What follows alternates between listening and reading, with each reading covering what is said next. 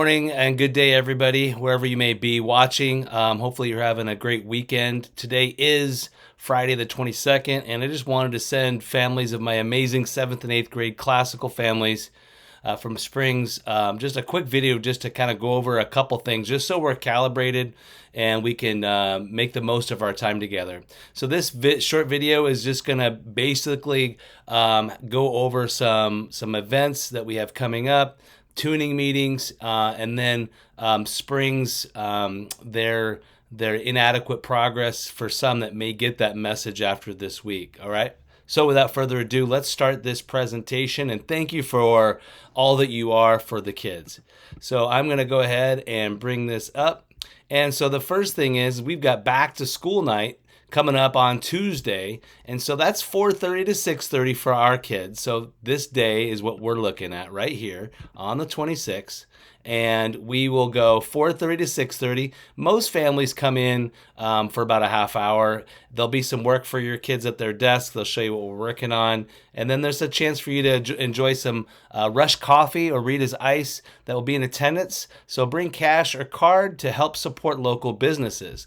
One thing that's really big is our weekly checklist. So I email this out Sunday morning just to give you an idea of what we're doing for the week. And you can tell this week we've got, in week 6, boy, we got some stuff. So we're going to work on figurative language. We're going to finish those projects up. We're going to start an IEW writing Google slide. They will be responsible for something at home.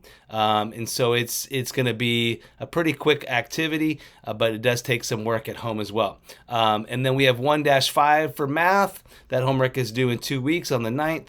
And then, of course, kids have to do at least one iReady Math a week at home and at school. Some have more if they, during tuning meetings, we talked about maybe doing a little more. In history, we're going to learn a little bit about the Gutenberg press and the effects of that on history. That's going to be in a Google Doc. I do have a couple of hard copies for kids that have access issues. We're also going to have a quiz prep on chemical reactions and atoms on Monday, and then we're going to take that quiz in Canvas on their Chromebooks Tuesday after lunch.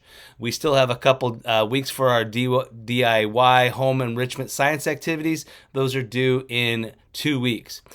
We have tuning meetings, last name Oates through Yates, so the end of the alphabet. Make sure that you guys attend. And again, here's just your homeschool work for the week. We have reading comprehension days 3 through 5. Don't forget to grade those. Don't forget to sign them before you submit them. Otherwise, they won't be earning credit. We do have an IEW day 3 through 5 video and retail. That's the same thing up here. I just wanted to make sure to remind you there's going to be something that they have to do at home. So ask your child about that. Saxon, we have 3 lessons this week. Next week we'll have 4. So this is the last week where we're going to kind of go slow, but make sure those again are graded and signed, and make sure it's obvious and clear when you do submit in Canvas. Spelling 6, and that's pretty much the work for the week. There is a lot. Tuning meetings. So we've had a great couple weeks of tuning meetings. We have had a couple of no-shows, and that really puts a damper on the schedule. So please attend these. Your children need to attend. They only occur about 4 times before Christmas, and then a couple times in the spring. So it's important that we show up and we're dedicated to what the program offers and just setting goals in these tuning meetings. In those tuning meetings, you will see the child has a Google slide that they've been working on, and they're going to include their scores, some goals, some things about them, and they can find that in their Google Drive. So that's part of the tuning meetings. You have access to just ask your child, hey, can I look at this, and go into the Canvas page, or excuse me, not the Canvas page, but into the Google folder and find their personal learning path, the PLP.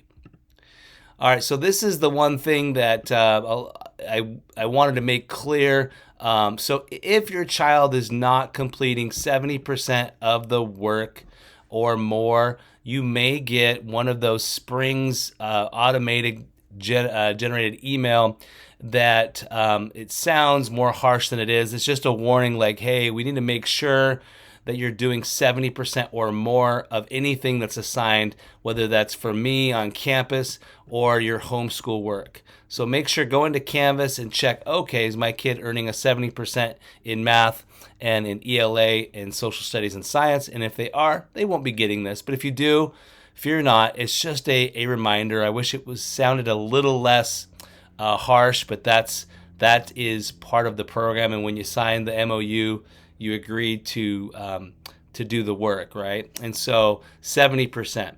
All right. And so with that, I do have a bonus. So here's what you need to do. So covertly, all right? So this tells me who's watching this video, who's opening their email, and you'll get bonus points. So bring in a Post-it note on Monday, have your child bring it to me, tell them not to tell other kids, right? You want to keep this just keep this. I want to do a little test here. And give me, write down the student's name, and you do have to write Go Ducks. We got a big game against Colorado this weekend, and the 10th rate Ducks have a tough game. So if you do so and you bring it in, you'll get a 5-point choice of what you want. So in that Monday, go ahead and make sure the kid's name is on it, Go Ducks, and then the subject that you want them to get the bonus points. That's all I got for today. If you have any questions, feel free to reach out. You know how to get a hold of me. And remember, Go Ducks. See you, everybody. See you Monday.